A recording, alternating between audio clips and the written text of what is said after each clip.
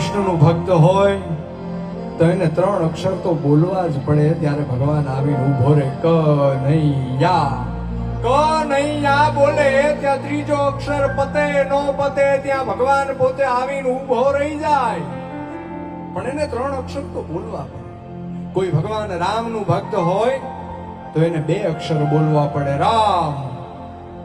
એ રા ને મ પૂરો થાય નો થાય ત્યાં ભગવાન રામ એની વારે આવીને ઉભા રે. એમાં શંકા નથી.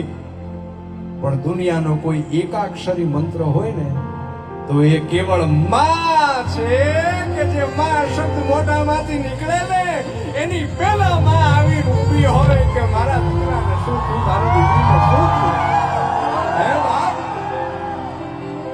કોઈ દુઃખની આડી ઊભી રહી જાય, ગમે એવડી મોટી મુસીબત હોય એની આડી ઊભી રહી જાય. એ મને અને તમને જન્મ દેવા વાળી મારી અને તમારી જનેતા છે, માં છે. એના માટે થઈને કવિ કાગે કીધું કે આખર એક જતા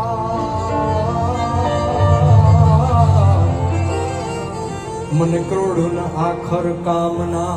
ભલે ને કરોડો અક્ષર હોય દુનિયામાં પણ મારા માટે નકામું થઈ જાય બધું માં નીકળી જાય એટલે. કારણ કે મોઢે બોલું જો ને